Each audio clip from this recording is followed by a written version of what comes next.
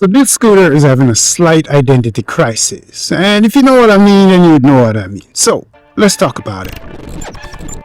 Alright, so this is the OOTD T10, and just in case you didn't know, this is OOTD's entry-level electric scooter, and just by the looks of it, you could never tell.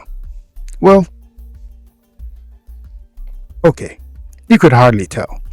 But if you're a total noob to scooters and you saw this out in the wild, you wouldn't be wrong to think that this costs, I don't know, $800 to $900 maybe. Just by the looks of it. And you would be pleasantly surprised to know that it costs significantly less than you think. Way less than you think. Is it super premium? No, not really. But the T10's premium aspirations should definitely be highlighted. At least a little bit.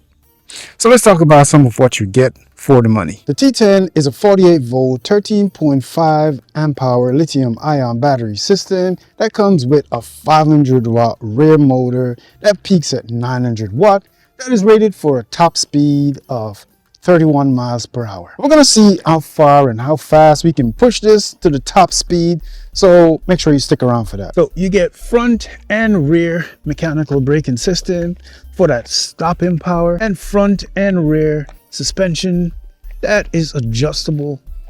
If you notice right here, you can see that these are definitely adjustable both on the front and the back. Personally, I think it's a good idea that they gave this scooter some 11-inch all-terrain tires, and that is because it gives this scooter a really nice high stance that is about, from the top to the bottom of the deck, about 7 to 8 inches, and from the deck height all the way to the ground, about a foot. Now, speaking of the deck, from the front to the back is about 18 inches, and from the front to the back, including the kick plate, is about 25 inches, and from the deck up to the handlebar is about 40 inches of height, which should fit almost any rider. And just because I'm about 5'11", the height definitely fits me comfortably. So if you could go up and down the range, it should work out well for almost any size rider. And just in case you're wondering, the handlebar width is about 26 inches, which should give you enough width to give you enough leverage to maneuver and, you know, to weave through traffic. And up on the handlebar, coming from the left to the right, the first thing you see is a control cluster right here. And on the control cluster, you have the power on and off switch for the high beam, and below that is the turn signal left to right. And beneath that right here, you have the on and off switch for the low beam, and below that is the power mode for mode 1, 2, and 3. And mode 1 is always default in eco mode or pedestrian mode. And over here you got your mechanical brake and your little bell. And over here you have a really nice, beautiful display. If you see that flashing, it's because of my frame rate right now on my smartphone and not the display. The display is solid, but this is a nice, beautiful display that gives you all the information you need. Your speed mode, your how fast you're going, your battery indication, your trip, everything. Your turn signal, tell you left to right. There it's flashing, it's turning left, now it's turning right. And right over here you have your voltmeter, right where you got your ignition switch on and off. And then you already know you have your throttle right here. Right now it's on, so I can't press that. And your rubber grip, which you had a mechanical brake right here. And this little thing right here that dangles around, you're probably going to want to have a Velcro strap to strap it down, because while you're riding, it's going to be making that weird noise. But other than that, that's what it looks like. And as you can see, the wires are wrapped really nicely and organized. And you could definitely wrap it some more if you want. So you could definitely put a little covering over it so it could be a lot more hidden. But as you can see, it run down in the stem and then it's execute back out with this wrap right here that you could get some more off if you want. So you could wrap the top so it could be uniform with the bottom. But as far as you can see, it's definitely clean. And that's why I was saying this thing have a slight identity crisis, because it looks premium and the aesthetics is definitely premium. And if you look at the stance, it's pretty aggressive and sort of premium looking, but you know, as we already talked about, the price doesn't reflect that. Price is a lot less than the premium look. Now, they said that this thing can climb a 35-degree incline, and while I do admit it probably can, it won't do it that easily since it's only a single rear motor, but it does have about 29 Newton meters of torque, so it will definitely get up and go. And it is rated for IPX5 water resistant, so you should be okay in some rain, in the splash. And it can definitely handle a human about 275 poundish, I think. All right, so let's run through some of the range and see exactly what we get. So right now we're in speed mode 1, so this is what you get out of speed mode 1. And as you can see, this is what I also call pedestrian mode. So I'm guessing, you know, whenever you are pedestrian, you should definitely switch to speed mode 1, and you can only get about 14 miles per hour from speed mode 1. All right, let's switch it over to 2. And in speed mode 2, you definitely feel the torque kick in. Now we're jumping up to 20 miles per hour, 21.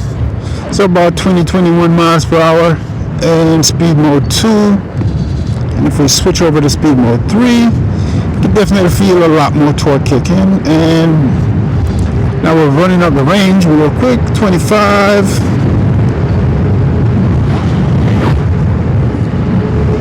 26. We're going a little bit of headwind right here, so 27.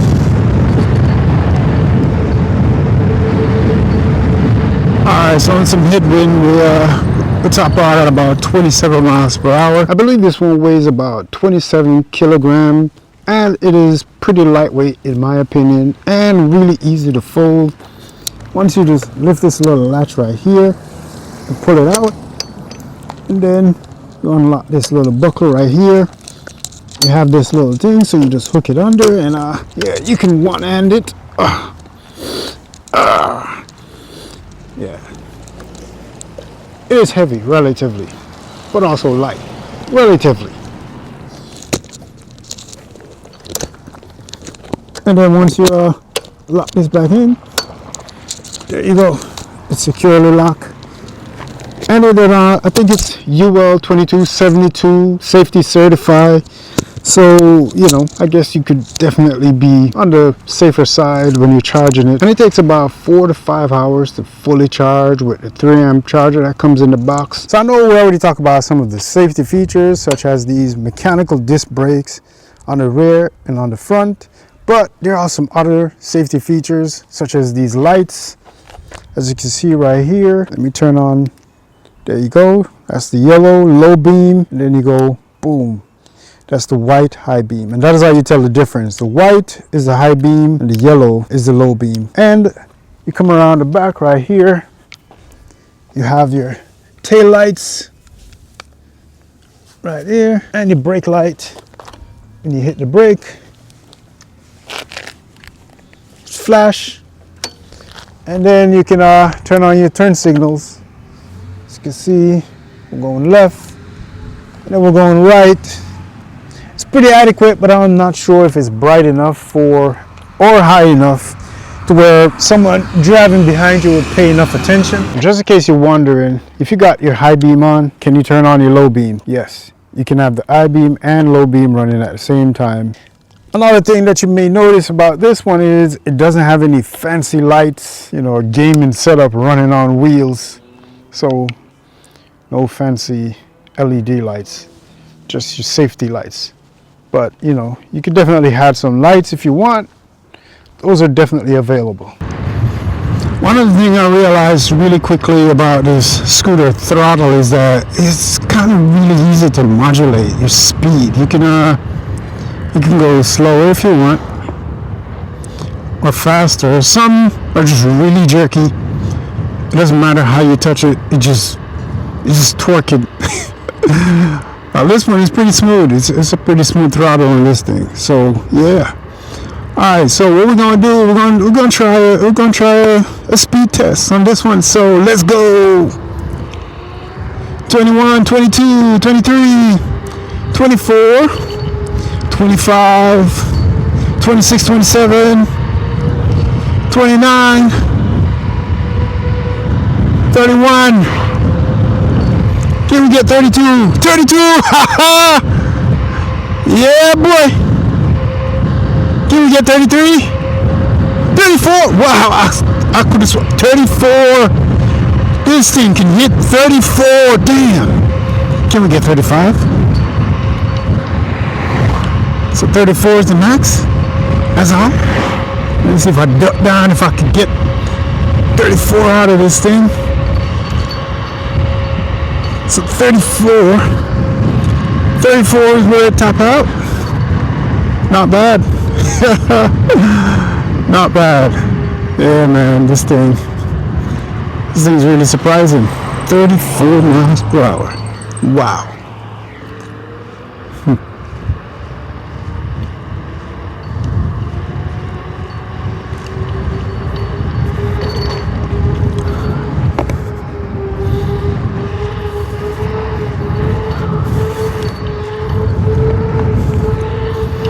Could definitely carve on this thing.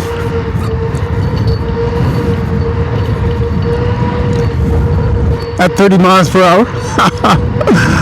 Woo! Seems a lot of fun, man. It's a lot of fun.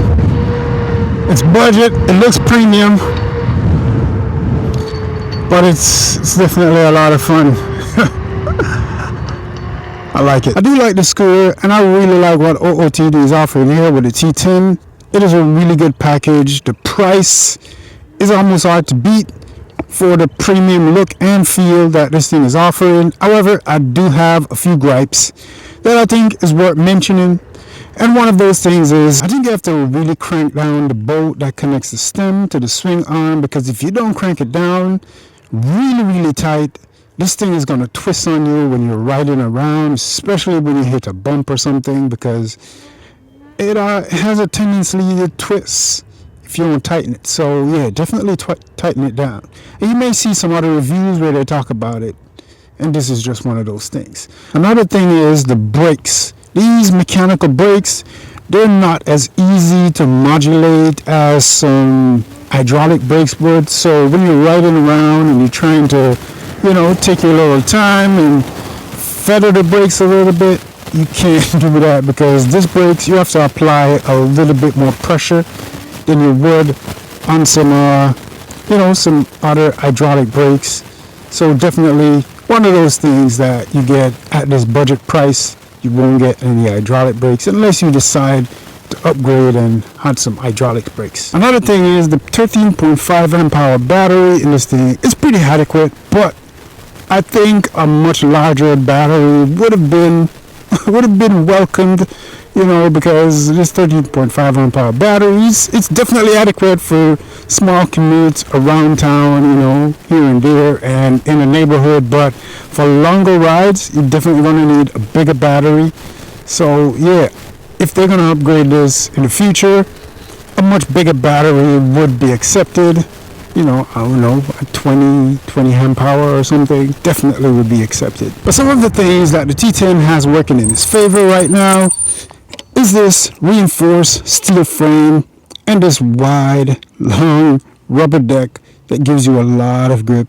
Plus, this really high stance off the ground that gives you some nice ground clearance, so you can take this off-road.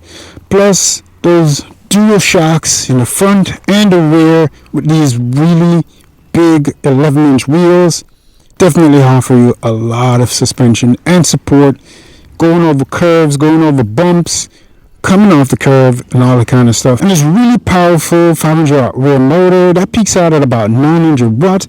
Plus, when you check it out, you got these nice safety lights.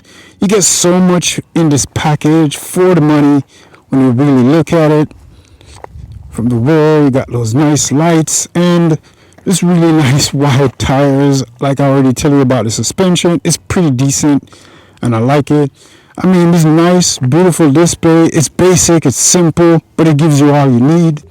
When you look at this package for only $530 right now on OOTD's website, I think it's almost hard to beat coming in at this price. But I'm definitely going to leave some links down in the description so you can go ahead and check this one out if you want to buy it for yourself. and I'm gonna leave a coupon code so you can get some money off. But what I'm gonna do is, I'm gonna do it like I always do. I'm gonna ride off into the sunset, but like I say, man, I really like this one. And I think, like I already mentioned, it's almost hard to beat this one for the price right now.